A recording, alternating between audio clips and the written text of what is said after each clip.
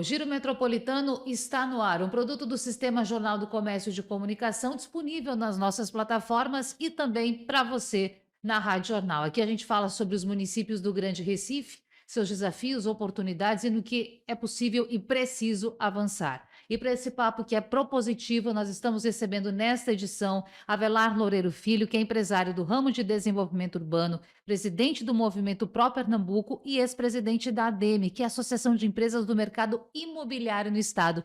Seja bem-vindo ao Sistema Jornal do Comércio. É um prazer estar aqui discutindo um tema que mexe com a vida das pessoas e que me empolga muito. Vamos ver se a gente consegue aí contribuir um pouco para esse tema. Sem dúvidas, Fernando Castilho, Bom Jornal do dia, Comércio, da Rádio Jornal, prazer tê-lo aqui. bom dia, Natália, bom dia, ouvintes, bom dia, doutor Avelar. Seja bem-vindo ao Sistema Jornal do Comércio. Bom, gente, vamos avançando aqui, porque, Castilho, nós já entrevistamos muitas pessoas aqui no Giro. É um prazer sempre, doutora Avelar, receber prefeitos, arquitetos, pessoas que pensam Pernambuco, que pensam a região metropolitana, que pensam o Estado, e o senhor é um deles. O senhor já participou de momentos importantes para esse pensar metropolitano, esse pensar da metrópole. Já foi dito aqui, mas eu reforço para quem está chegando hoje, quem está nos acompanhando agora, que esse desenvolvimento metropolitano ele ficou um tempo parado, ele não foi muito discutido no Estado. Mas vamos lá, vamos falar em que pé estamos, em que momento estamos no Estado, o que hoje há de discussão, o que já existiu, como é possível avançar. Tudo começa com 1976, que quando foi instituída a FIDEM, que é o órgão planejador metropolitano. Isso foi na época da ditadura. A ditadura teve seus lados positivos e negativos. Um dos lados positivos foi a questão do planejamento. Então, havia muito planejamento, era uma economia planificada. É, e a FIDEM cumpriu esse papel a partir de 76, de ordenar a metrópole.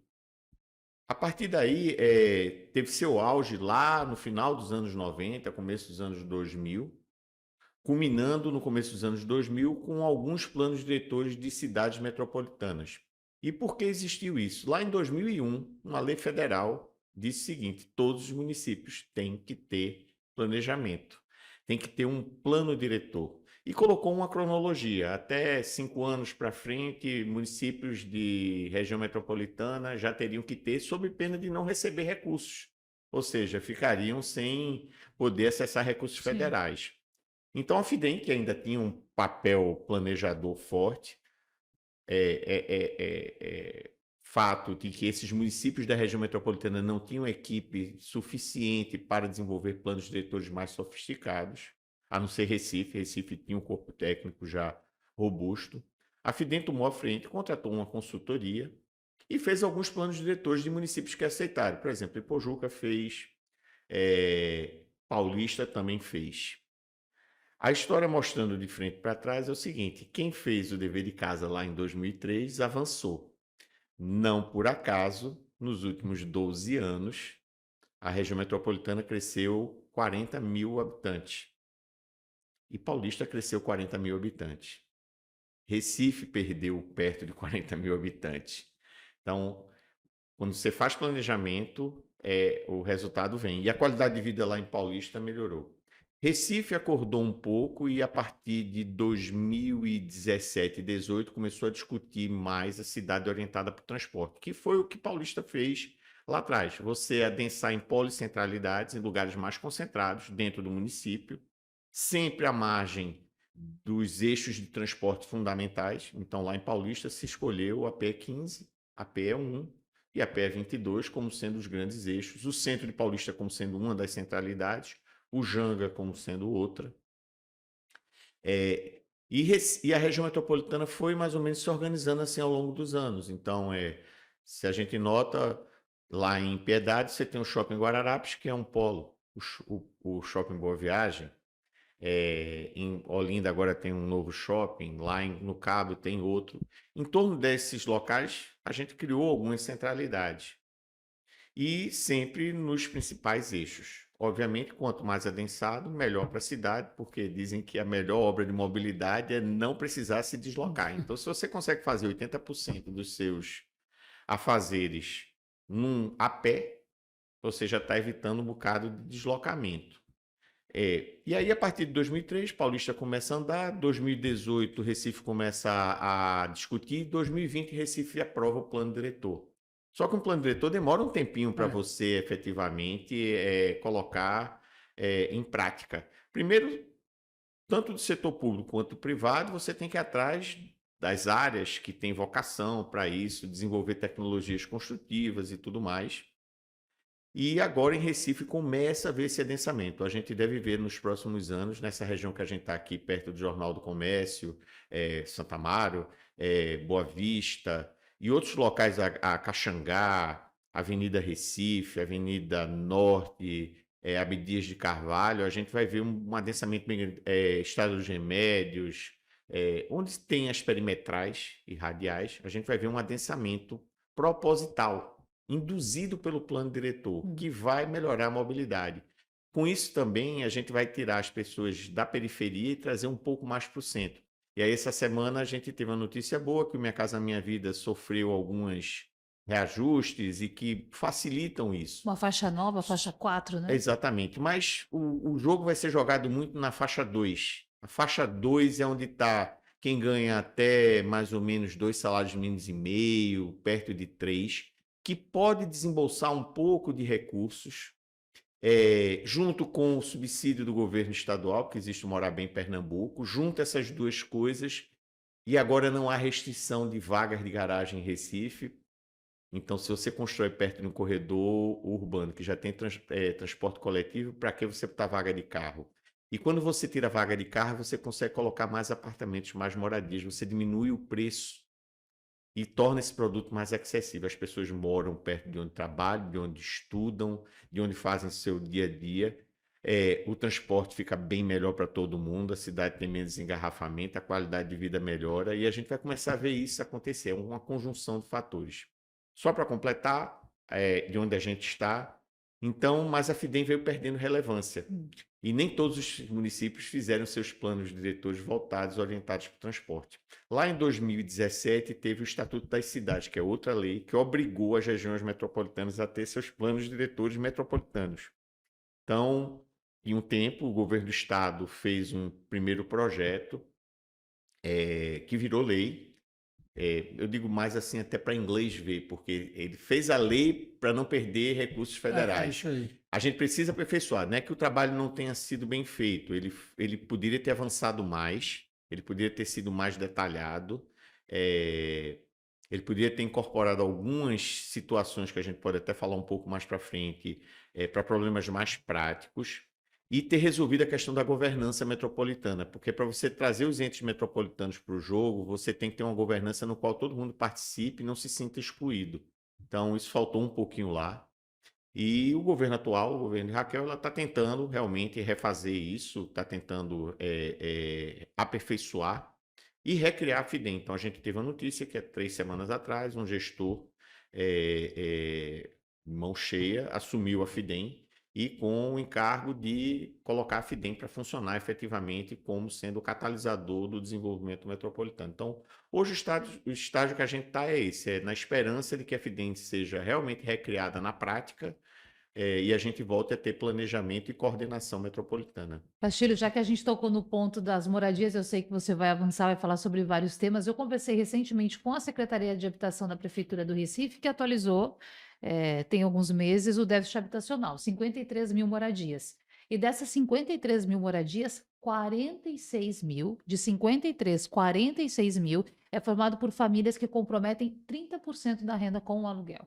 Então, para a gente pensar também nessa moradia, mas fique à vontade. Olha, eu tinha o senhor faz parte de instituições que pensam na região metropolitana, o senhor está no LIDE, né, nessa parte, e eu tinha uma curiosidade de saber o que o senhor pensa dessa nova ação da governadora, né, em recriar a FIDEM, e se ela lhe perguntar o que é que a instituição indicaria como eixos centrais para conversar com o gestor da FIDEM, o que eixos o senhor sugeriria para começar a conversa, porque os problemas são tantos e terão que ser eleitos alguns temas principais. Dentro do PDUI, acho que tinham funções públicas de interesse comum, FEPIC, que seriam tudo que poderia ser tratado metropolitano. Exemplo, o lixo pode ser tratado metropolitano, a saúde pode ser tratada metropolitanamente, você pode formar consórcios para reduzir custos. Hoje é um passeio de lixo de um lado para o outro. Se houvesse um sistema único, poderia ser mais racionalizado. Porém, a gente acha que no começo a gente vai ser impossível o novo gestor abarcar tudo, ele tem que ter algumas prioridades. Então, a primeira é colocar o conselho, o Conderni, para funcionar novamente, trazer os prefeitos para a mesa, os prefeitos, os secretários, para conversar sobre projetos. Talvez os próximos 2, 3 anos, se a gente colocar bons projetos no papel, para depois ir atrás de recursos, já seria muito importante. Mas a gente tem que escolher as batalhas que vamos brigar agora.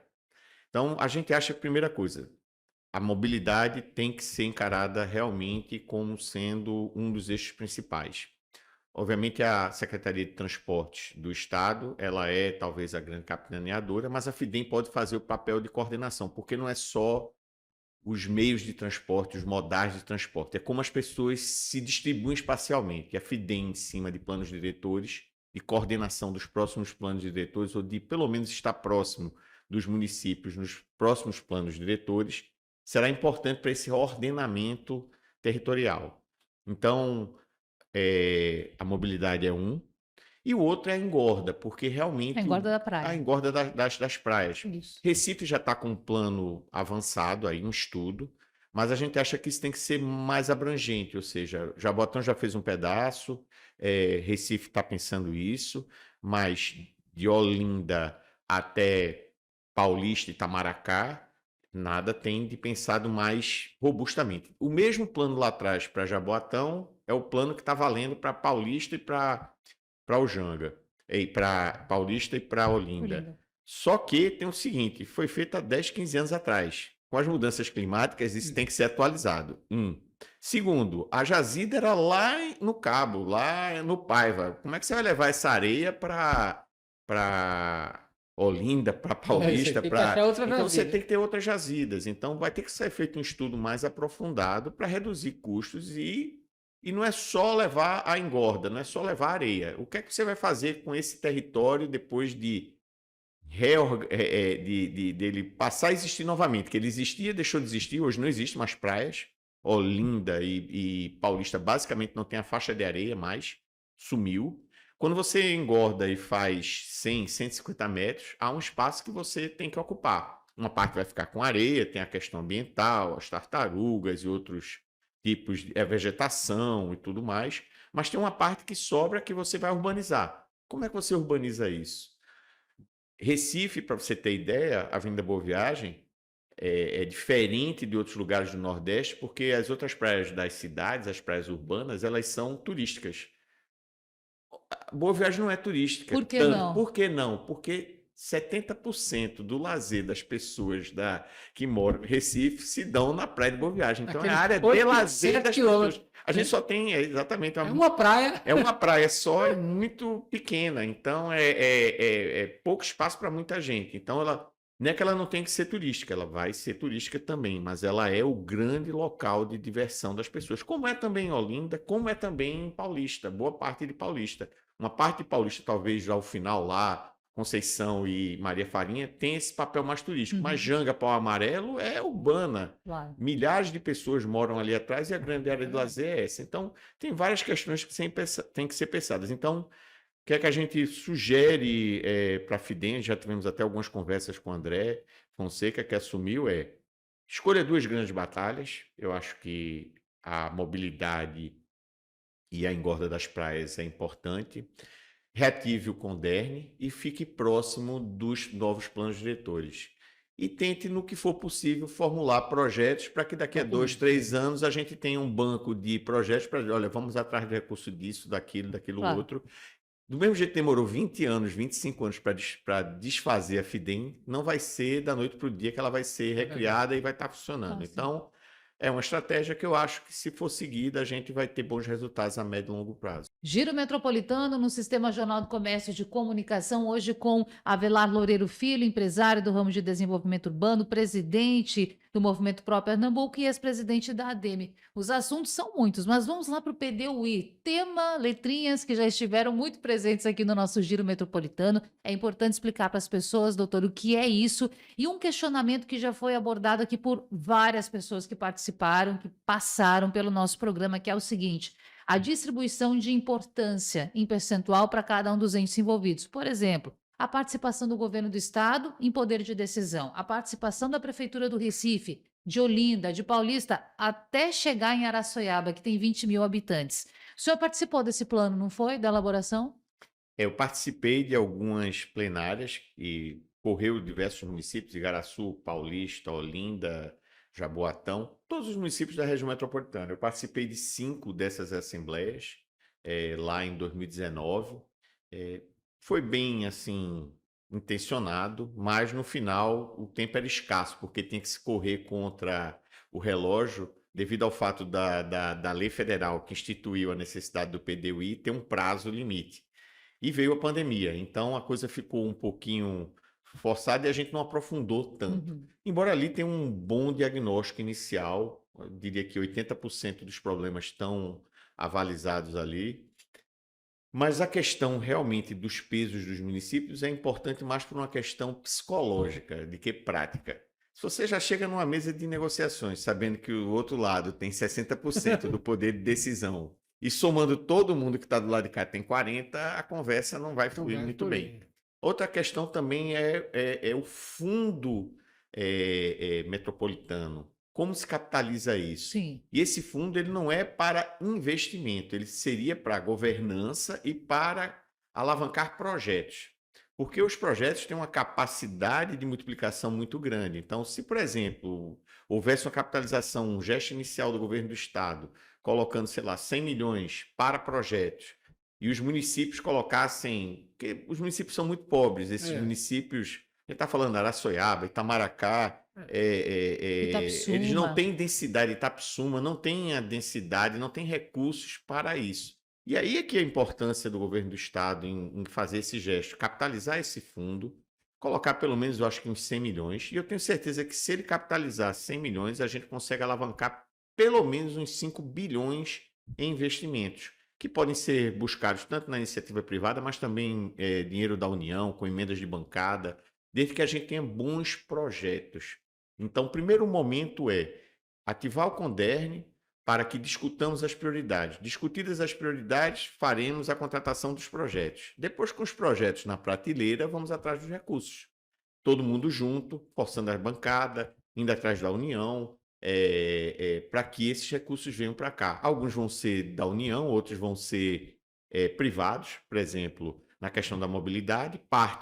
Parte do problema se dá com recurso do OGU, parte do governo do estado e parte da iniciativa privada, com PPPs, com concessões e outros tipos de formas de viabilizar negócios. Castilho. O senhor falou a palavra aí que eu queria voltar do tema, que é interessante, mobilidade. Essa é a questão, talvez a questão mais urgente, mais visível, mais constrangedora que tem hoje. Eu sempre escrevo na coluna do JC Negócio dizendo o seguinte: eu estou começando a temer o dia em que todo mundo vai usar o seu carro e sair na cidade do Recife e vai acontecer aquele caos, um dia que a cidade para, porque está todo mundo ocupando o espaço nas vias urbanas. Mas eu queria que o senhor falasse um pouco como é que o senhor vê essa questão a partir do debate de modais. Por quê? Porque é uma convenção internacional dizendo que o poder público deve estimular o transporte público e que isso seja utilizado. Mas para fazer o transporte público é preciso, primeiro, ter as vias por onde esse transporte público corra.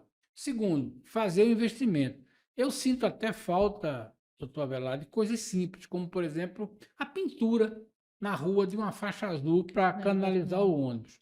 Mas eu queria que o senhor falasse um pouco do que o senhor entende sobre essa questão da mobilidade, como o senhor vê isso e por onde caminhar. A gente sabe que tem situações desesperadoras, como a Avenida Agamenon Magalhães, mas como é que o senhor vê essa questão? Por onde começar essa questão da mobilidade? Pronto, vamos falar sobre mobilidade. Primeiro ponto, você estava falando muito na questão da gestão do trânsito. Isso com a gestão do trânsito, você consegue otimizar. Então, se você podia passar, vamos lá, 100 mil pessoas por dia, otimizando, você passa 120, 130. Mas o máximo é isso, é É 20 isso e aí, 30% a mais. Você não consegue grandes ganhos com o que já tem. com o que já tem. Mas que precisa ser feito, porque 20, 30% Claro, já já ajuda bastante. Eu acho que isso tem sido feito. Eu noto, por exemplo, na Prefeitura do Recife, um trabalho grande de tentativa de gestão de trânsito, semaforização, mas desde a época que instituíram os amarelinhos, né, É, da CTTU, para ordenar e para colocar fluidez no trânsito, tem andado, mas tem o seu limitador. O limitador é aqueles 30%. Daí você teria novas vias. Eu acho que as vias já existem. Também na década de 70 do planejamento, um pouquinho antes, eu diria que em 1940, com o padre Leblé, aqui, que foi o último grande planejamento do Estado mais estruturador, de onde saiu o SUAP, as perimetrais radiais. Já estava estudado que ali tem que ter uma refinaria em Suape, uma montadora. Falava-se também na siderúrgica, que eu acho que está faltando ainda para completar, que é um porto industrial, né? É, mas no transporte, o que é que acontece? Foram feitas as perimetrais radiais. Já existe a Avenida Norte. Veja, da década de 50 para 60, a gente construiu a Avenida Norte, a gente já construiu a Avenida Recife, Cruz Cabugá, Abdias de Carvalho. Abdias de Carvalho. Então, a própria Gaminão Magalhães, ela não existia. Então, perimetrais radiais foram construídas. Andou bem até Recife metropolitano ter 1 milhão e meio de habitantes. Só que hoje tem 4,5. Com 4,5 milhões de habitantes, e tudo flui para aqui, para o centro, as pessoas moram mais nas cidades ao redor de Recife, mas o grosso do trabalho, o grande empregador é Recife, tudo vai dar na Agamenon, na Cruz Cabugá, na Conda Boa Vista, flui tudo para cá. Fluindo tudo para cá, os modais, o modal ônibus, ele não funciona, porque ele só funciona até 50 mil pessoas por dia. E a Agamenon Magalhães já transporta 300 mil. Então, 30% de 50 ia chegar a 65, a gente já vai com 300. E é o que a gente vê lá acontecendo. Então, já existem as vias, os modais estão errados. Então, o BRT em alguns lugares vai funcionar. Exemplo, na Caxangá, eu acho que funciona tranquilamente, mas quando você já chega dentro do Recife propriamente dito, ali no Derby e tudo mais, ou na Agamenon Magalhães, só vai funcionar o metrô e o metrô aéreo. Então, todos os lugares do mundo estão fazendo assim, a Ásia está cheia, São Paulo se rendeu e está fazendo agora muito metrô aéreo. Você chega lá em São Paulo, já está acontecendo. O custo dele é 15% do metrô subterrâneo, e ele tem a vantagem de não ser como o nosso metrô aqui, que ele é no chão. Porque o metrô no chão, ele segrega a cidade. A cidade fica dividida em duas. Sim. Você está olhando ali do outro lado e não pode passar porque tem um metrô e tem muros ali. Quando você coloca isso para cima, ele aéreo, você não segrega mais a cidade. E ele tem um custo muito mais baixo e fácil de implementar. Então tem que ter uma estratégia de como é que nós resolvemos isso. A gente já sabe que não adianta colocar 400 milhões de subsídio que o governo do estado está colocando, porque o problema agora não O está sendo mais transporte nem a público. tarifa. No ônibus, É né, o doutor? tempo que o cidadão Uhum. gasta. Então ele prefere pegar um Uber Moto, Se correndo o risco arriscar. de não chegar do outro lado, e boa parte não chega.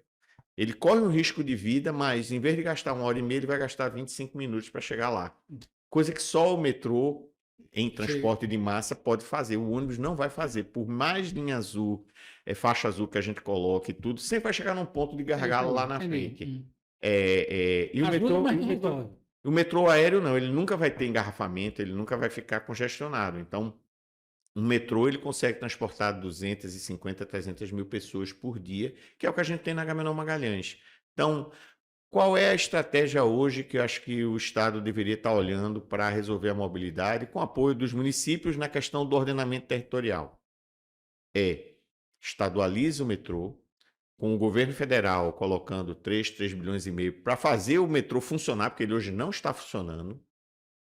Com isso, você já tem um ativo e traz mais pessoas. O metrô já transportou mais de 1 milhão de pessoas por dia, hoje não está transportando 300, 400 mil pessoas. Perdeu o usuário. Com o sistema também de ônibus, perdeu o usuário ao longo do tempo. A população cresceu e tem menos gente andando. O primeiro ponto é isso. Segundo ponto é ter um projeto, e acho que já está sendo feito um estudo pelo BNDES para o corredor da Agamenon e da Avenida Norte para colocar algo aéreo.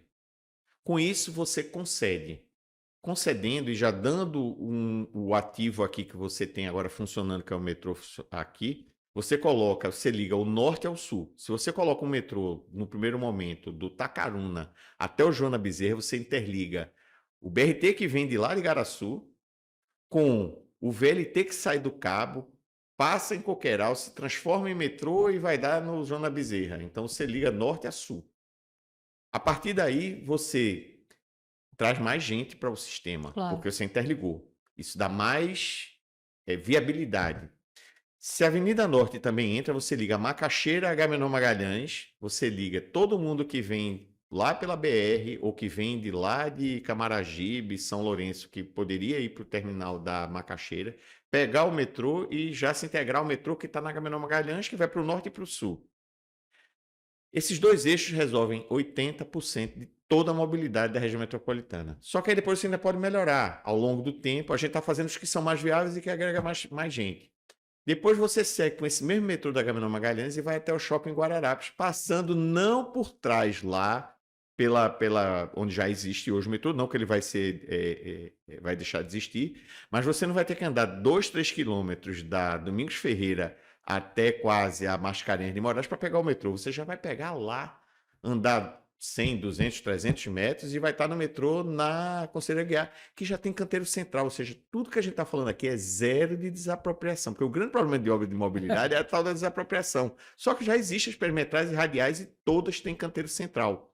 A gente precisa apenas de 1 metro para o pilar central que vai subir lá para abarcar o metrô e está resolvido, ou seja, em 5, 6, 7, 8 anos, com menos de 400 milhões por ano, não é que eu estou dizendo que esse dinheiro virá do governo do Estado, esse dinheiro provavelmente vai vir do investidor. Isso é importante, doutor, porque a gente fala de uma ideia que é o metrô aéreo. Para algumas pessoas isso está muito distante. Isso são experiências. Vamos lá. Onde deu certo? Onde foi feito? E o dinheiro? Quanto foi investido? Para a gente ter uma ideia do que é necessário. Vamos botar na cabeça que hoje eu gasto 400 milhões só de subsídio para algo que a população está dizendo não me satisfaz.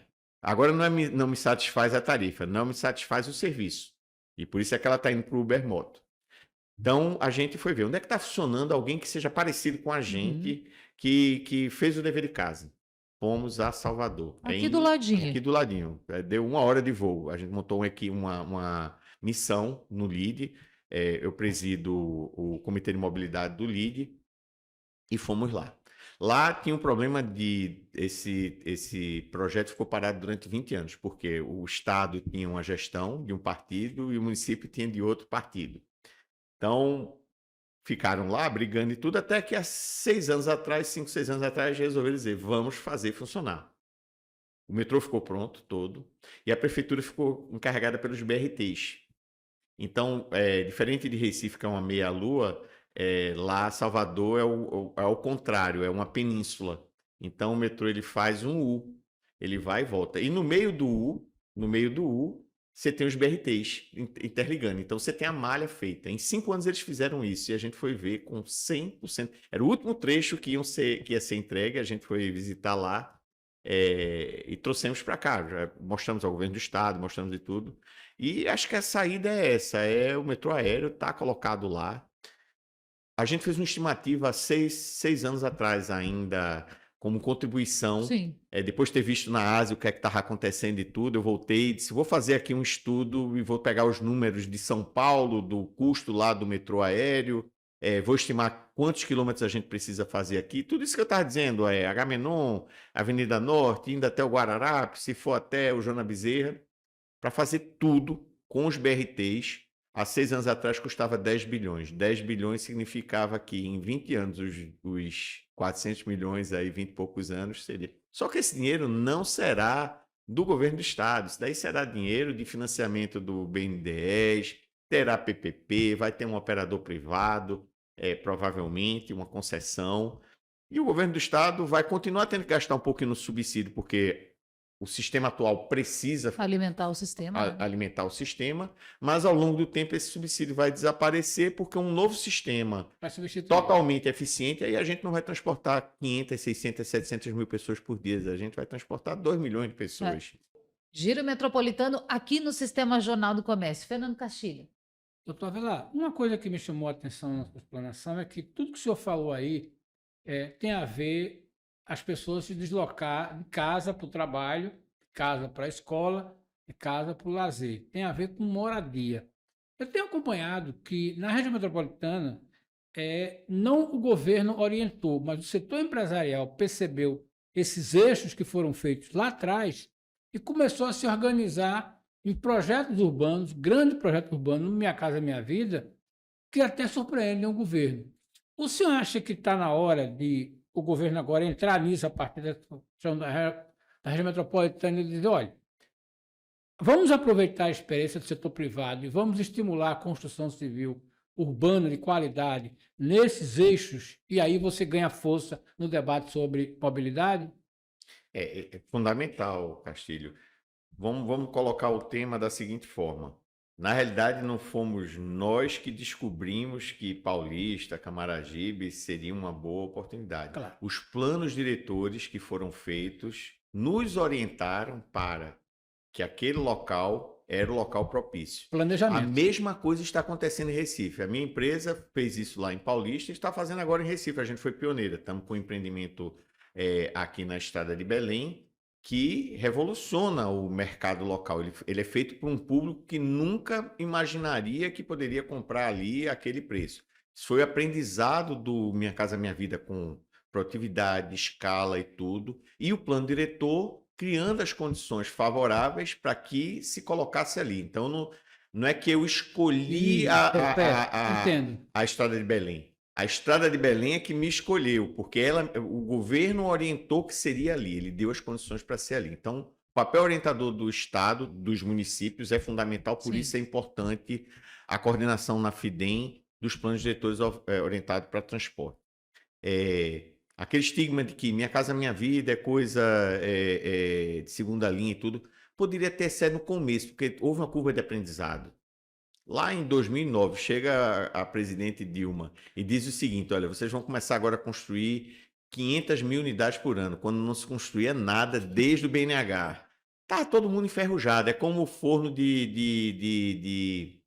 forno de acearia, para produzir aço. Você demora 3, 4 meses para aquecer, para que ele volte a funcionar. E depois que ele está aquecido, aí ele bota para quebrar. A partir do momento em que a gente aqueceu e aprendeu, aí fomos para um pouquinho acima. Lá em Paulista, por exemplo, a gente já não constrói o grosso para Minha Casa Minha Vida, não. Já é um pouquinho acima do Minha Casa Minha Vida. Já é o upgrade. Porque a cada 10 anos uma família dobra de renda entre 25 e 55 anos de idade. E a cada 12 quer mudar de endereço. Então, quem comprou em 2009 a mim lá, em 2018, em 2019, já estava pedindo um apartamento maior. E nós fizemos.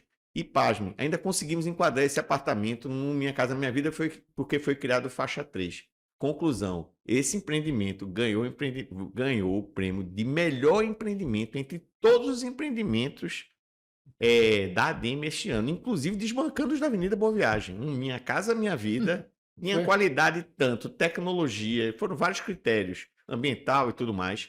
Foi um empreendimento de maior premiação, foi o Prêmio Master, Minha Casa Minha Vida, mostrando que nós aprendemos. Com a criação do Morar Bem Pernambuco, a gente abre uma janela de que pode trazer cada vez mais para perto. No começo do Minha Casa Minha Vida era muito periférico, muita coisa, mas para muito longe, a 20, 25 quilômetros do centro do Recife, porque tinha os terrenos. Só que a gente foi aprendendo e vendo cada vez que dar mais perto. Paulista foi um exemplo, Camaragibe é outro. Só que agora a gente começou a chegar em Recife. E o Morar Bem é muito importante. Precisa de pequenos ajustes? Precisa de pequenos ajustes. É coisa simples. Olha, Por exemplo, hoje está limitado a quem ganha 2 salários mínimos. Sim. Só que tem uma boa parte de gente que ganha até 2,8. A gente está falando de coisas finas, mas que você viabiliza mais habitações. E esse cidadão geralmente já mora em alguma coisa, porque ele tem uma renda formal para comprar o Minha Casa Minha Vida, ele tem que ter uma renda formal. Ele já mora em algum lugar razoável. Quando ele sai para algo um pouquinho melhor, que é do Morar Bem Pernambuco, ele libera a habitação dele para outra pessoa que está menos favorecida, a um valor bem mais baixo. Então há um efeito multiplicador dentro da economia. Só que o governo está assim, fazendo um gol de placa, colocando 200 milhões por ano. Se a gente persiste isso durante vários governos, o déficit habitacional está acabado aí em 20 anos. O senhor fala sobre o morar bem, Morar especificamente, bem, e aquela entrada garantida dos 20 mil dos reais, que 20 a mil pessoa não reais. quer. Quais são os ajustes finos que a gente acha que deve ter? Igualar como Fortaleza fez ao faixa 2, que hoje dá 2,8 salários mínimos. Lá eles conseguiram gastar os primeiros 200 milhões muito mais rápido, porque a oferta veio, porque viabiliza ali naquela coisinha fina, é os 20 mil a mais, é os 10 mil a mais, o cara tem uma renda um pouquinho maior, entre 2 e 2,8, mas no você final, aceita. exatamente, a oferta vem junto. Então a gente está propondo isso em breve aí, nós, a ADEME aí no caso, estamos levando um estudo mostrando o que aconteceu em Fortaleza, que 80% ainda é quem ganha até 2 salários mínimos, mas conseguiu viabilizar alguns novos empreendimentos só porque tem esse 0,8 a mais. Outro ponto é, esses 200 pode ser mais. Tudo bem, o Estado já está ajudando muito, mas isso não poderia ser também mais 100 milhões de emendas de bancada? Esse é um ponto importante da gente Mais tratar aqui, financiamento para doutor. habitação? Os Está na Assembleia mesmo. os Da parlamentares Assembleia? Pronto, esse podem recurso que está indicar sendo. emenda para habitação, e não se fala disso. Então a gente começa a colocar no potinho habitação, que é um dos principais. Habitação e mobilidade, que tem muito a ver. A gente Claro. começa a resolver também o problema da mobilidade. Você viabiliza mais empreendimentos. A gente está levando um estudo para a secretária Simone Barros na próxima sexta-feira. Simone Nunes, perdão, lhe corrigir. Simone, Simone Nunes. Isso, perdão, lhe corrigir. É só você. que diz o seguinte: a gente fez um levantamento dentro da ADEME. Esse aumento para o faixa 2, que é filigrana, faz entrar de oferta quase mais 20 mil novas habitações de uma vez só. Enquanto se mantiver o valor atual, esse número não passa de 4 mil, ou seja, e só que isso é uma disputa com outros estados, porque o governo do estado dá os 20 mil, mas tem um limite do recurso que vem do Minha Casa Minha Vida para Pernambuco, que se eu não correr para gastar, quando chega lá por setembro e outubro, faz Pernambuco não gastou, esse dinheiro vai para Devolve. outro lugar. No ano passado a gente até conseguiu gastar tudo e ainda pegou um pouquinho. Mas se a gente bota o pé no acelerador e começa a ter mais oferta, a gente vai chegar mais cedo nesses recursos e vai conseguir abocanhar um pedaço do bolo um pouco maior. Então ganha todo mundo. E no final das contas, esses 20 mil reais que o governo do estado coloca, volta impostos do próprio empreendimento, ou seja, é neutro fiscalmente. Não é um gasto que vai e não volta. Ele vai e volta.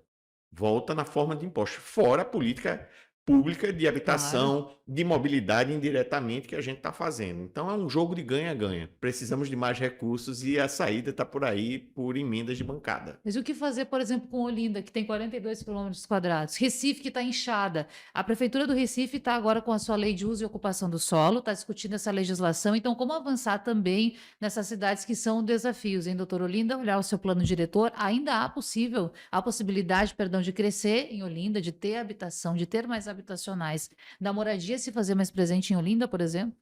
Tudo é uma questão de densidade equilibrada. Se você criar algo que tem qualidade do espaço público, você pode densar uma quantidade de pessoas muito alta. Então, o que a gente tem que fazer, a lei do uso do solo está sendo modificada nesse sentido, de permitir que se ocupe um pouco mais o terreno e coloque mais habitações de interesse social, e o Sim. estímulo é principalmente para habitação de interesse social. Os coeficientes são aumentados quando é para habitação de interesse social. E o espaço público está equilibrado. Então, se você tem um espaço público equilibrado e você tem a densidade grande, eu digo que Recife comportaria 5 milhões de habitantes tranquilo. Recife, município. O problema é como você faz isso. Então, o grande exemplo que a gente vai ver, que eu até já citei aqui, é da Agamenon para dentro. A gente tem infraestrutura aqui, tem espaço de qualidade, tem equipamentos que estão ociosos. A gente tem aqui um Parque 13 de Maio, que é pouquíssimo utilizado. E tem outros parques também aqui. Estamos perto do bairro do Recife, estamos perto da Orla do Rio, da Avenida, da Rua da Aurora e tudo mais. Só que a densidade populacional aqui é baixíssima. Então, ao contrário, a gente vive um vazio urbano que precisa ser ocupado para Já que tem você infraestrutura. descomprima a periferia e concentre o centro, onde as pessoas se deslocarão a pé, de bicicleta e não vindo de moto, de ônibus e de outros modais, porque elas vão ter a vida dela, o trabalho dela aqui que já existe. Então, precisa de concentração. Olinda, especificamente, Olinda tem sido averso à construção civil há décadas. E aí o que Olinda vive hoje é exatamente, foi um dos municípios também que perdeu população, é em função dessa aversão a novas habitações. Existe até alguns trechos lá dizendo que é proibido construir habitação aqui. Dou exemplo, tem uma fábrica lá na Presidente Kennedy que seria um espaço normal, fábrica desativada. Ela não existe Sim. mais, ela está lá, existe a carcaça lá toda da fábrica, e tem lá dizendo, não deve ser incentivado o adensamento aqui. Poxa, milhares de pessoas morando ali, em condições precárias, ali nos morros de Olinda. Favelização, Mas eu não posso usar o espaço e fazer algo equilibrado que tem ali dentro, o comércio, o serviço e tudo, dentro de um empreendimento. Claro. Como aconteceu em Paulista. Paulista, por que, que as Tinha pessoas também. foram morar lá? É. Porque colocou-se o serviço. Desenvolvimento urbano é 3 palavrinhas, é terra, acesso e serviço. Não adianta ter terra sem acesso e não adianta ter terra com acesso se não tiver os serviços. Então, o que é que a gente fez lá em Paulista? Levou os serviços, as pessoas vieram, já existiu acesso, PE15, então o jogo já estava dado. Recife já tem acesso, já tem serviço, o que falta agora é uma regra compatível para o adensamento nesse vazio urbano que a gente Claro. tem aqui. E por isso até a prefeitura está apostando no retrofit, olhando para o centro, né? Que é um desafio enorme. Mas para a gente fechar, Castilho. Não, eu queria que o senhor falasse um pouco disso aí, que eu acho que é uma palavrinha boa. Algumas cidades, né, quase que criam leis, né, sobre proibido construir. O senhor traz um olhar novo, que é o seguinte: aqui no centro, no bairro de Santa Amaro, né, em outros bairros da região metropolitana, existe um corredor que está na hora de, como é que se diz, de adensar. Isso. E não quer dizer que isso vai criar problema, não. O terreno já existe, a infraestrutura já existe. Agora, você precisa criar condições ou estímulos, né, para que isso possa ser. Isso vale para Recife, vale para o município do Recife acho que como um todo, que há um trabalho até da prefeitura de valorizar isso e dizer, olha, venha construir aqui, isso aí. Faltou até mais uma fonte de financiamento para esse movimento. Eu falei do Morar Bem, do dinheiro que está sendo colocado dos 200 milhões, das possíveis emendas de bancadas, e o outro incentivo, que não é o fiscal, é o urbanístico. Olha, se você constrói uma habitação de interesse social, São Paulo fez isso com maestria e hoje 60% que se constrói no município de São Paulo é Minha Casa Minha Vida e está fazendo uma revolução. Você constrói um aqui, você tem direito a construir outro em Boa Viagem, em Casa Forte. E quem paga a conta cruzada é o outro que está comprando um apartamento mais caro. A gente precisa implementar isso. Já há uma semente na lei do uso do solo que está sendo debatida, num trecho muito pequeno de Boa Viagem, mas no plano diretor, que vai ser discutido daqui a 1, 2 anos, de Recife, a gente tem que ampliar isso para que a gente também resolva outro problema. A nossa orla se degradou porque os prédios começaram a ficar velhos. Em Fortaleza você vai, é impressionante o que está acontecendo lá. Em Salvador a mesma coisa. Maceió. Então, o que é que acontece? Prédios que foram feitos na década de 60, 70, que não são históricos. Não são históricos. Os prédios construídos pela Queiroz Galvão, por outras empresas ali, são da Pelo Amor do B, apenas ficaram velhos. Sabe? 40, 50 anos depois, o prédio ficou obsoleto. E você precisa potencializar mais, é o lugar que todo mundo quer morar. Então, lá em Fortaleza estão fazendo prédios de 50, 60 andares, com design Pininfarina, coisas assim sofisticadas. Hoje, se uma pessoa que tem dinheiro quiser comprar um apartamento bom na Avenida Boa Viagem, não compra, porque não tem esse apartamento bom. Existe um apartamento grande, mais velho, mal posicionado. Geralmente você está olhando seu vizinho do lado, porque os prédios são mal compridos, então você não pode abrir a janela de casa, é muito escuro. Você pode revitalizar. E outra coisa, a fachada ativa do lado do calçadão, do lado oposto ao calçadão. O calçadão na beira-mar, ok. Ele pode fazer engorda, pode ampliar, mas o lado de cá virou um paredão de prédios, que dá acesso aos prédios, mas que não tem ninguém na calçada. É o lugar mais inseguro, talvez, de Recife hoje, seja o lado oposto ao calçadão, porque ninguém olha, ninguém vê, e não tem ninguém passando por ali. Se tivesse fachada ativa e obrigasse o seguinte nesse jogo, olha, você constrói um no centro, tem direito a ganhar um lá na Avenida Boa Viagem de potencial construtivo. E, além do mais, se você construir, por exemplo, a fachada ativa, colocar restaurante, colocar loja e tudo do lado de cá, do outro lado do calçadão, você ganha mais meio. É o que Fortaleza fez e está bombando e está revitalizado. É impressionante o que aconteceu em Fortaleza. E a gente pode fazer, não precisa reinventar a roda. Avelar Loureiro Filho, infelizmente o tempo manda a gente embora, mas foi muito produtivo, não foi, Castilho? Foi, Para a muito gente bom. pensar Recife, região metropolitana, a partir das suas concepções. Muito bom, até a próxima. Castilho, até mais. Obrigado, até a próxima. Bom, e para você que nos acompanhou aqui no Giro Metropolitano, até a próxima semana.